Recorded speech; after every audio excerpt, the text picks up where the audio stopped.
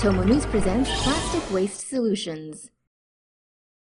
Alfredo Moser's invention, a lamp made out of a plastic bottle filled with water and bleach, has been spreading rapidly around the world and is expected to be in 1 million homes by early next year. Moser came up with the invention while trying to find a way to light his workshop during a blackout. He used an empty plastic water bottle, 2 capfuls of bleach, some aluminium foil, heavy-duty scissors, a drill and polyester resin. After pouring water and bleach into the bottle, he made a hole in the aluminium foil, which he affixed to the top of the bottle. He then cut a hole in his roof and affixed the bottle with polyester resin to make a rain-tight seal. Moser lamps have been reportedly used in 16 countries around the world, including Argentina, Tanzania, India, Bangladesh, Fiji and the Philippines. According to reports, the lamp is able to give out as much light as a 40 to 60 watt bulb, but it doesn't work at night and cannot store energy. Researchers find plastic-breaking fungus. New research coming out of China may hold the key to dealing with the world's massive plastic waste problem. Plastic is not easily biodegradable and can take thousands of years to decompose. A group of researchers found Aspergillus tubangensis, a common soil fungus, at a dump in Pakistan. Under laboratory conditions, it was shown to break down plastic in weeks, not years. Aspergillus tubangensis has previously been found in patients with lung conditions, such as cystic fibrosis. The fungus used its roots to break apart the plastic, but its effectiveness was found to be influenced by other factors, such as temperature and pH levels. Researchers say that tweaking these could pave the way for fungi to be used in waste treatment plants or in soils impacted by plastic. Seabin device designed to keep the ocean clean. Australian surfers Andrew Turton and Pete Kuglinski, who are also best friends, decided to do something after they became frustrated with the amount of trash that was floating in the ocean waters that they spent much of their childhood playing in. The duo quit their jobs and invented the Seabin, which is what they hope will be a sustainable way to reduce the amount of garbage that is polluting the world's waters. Built from recycled materials, the Seabin is fixed to a dock with a water pump that runs on shore power. The pump brings water through the Seabin, which allows the natural fiber bag inside the device to catch the floating rubbish and debris before water is pumped back out.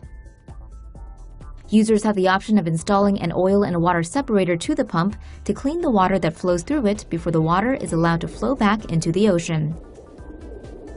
The Seabin is lined with a natural fiber catch bag that collects floating debris. When the bag is full, it can be changed with another clean one, and the collected debris can be disposed of responsibly.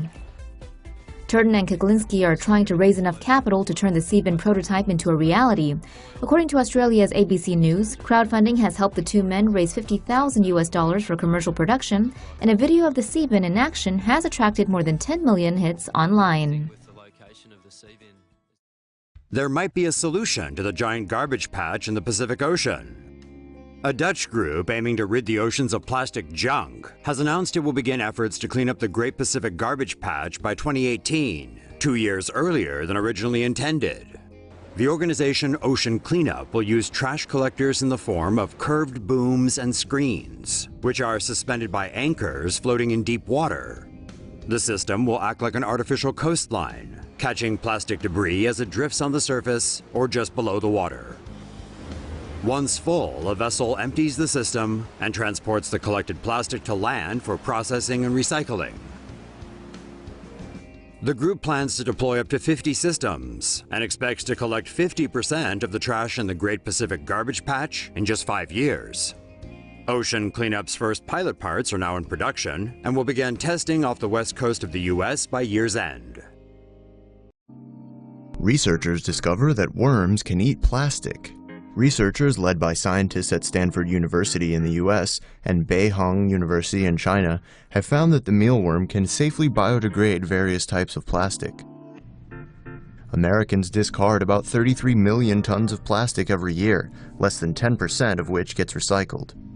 A solution to this problem may be the mealworm, which researchers in an ongoing study found can subsist on a diet of styrofoam and other forms of polystyrene. The bacteria in the mealworm's gut is able to biodegrade the plastic as part of its digestive process. Researchers found that 100 mealworms were able to eat between 34 and 39 milligrams of styrofoam per day, which is about the weight of a small pill. The worms converted about half of the styrofoam into carbon dioxide, while they excrete the bulk of the remaining plastic as biodegraded fragments. Worms on the plastic diet remained healthy, and their droppings appeared to be safe for use as soil for crops. According to a Stanford University press release, the study is important because it contradicts the belief that styrofoam is a non-biodegradable type of plastic.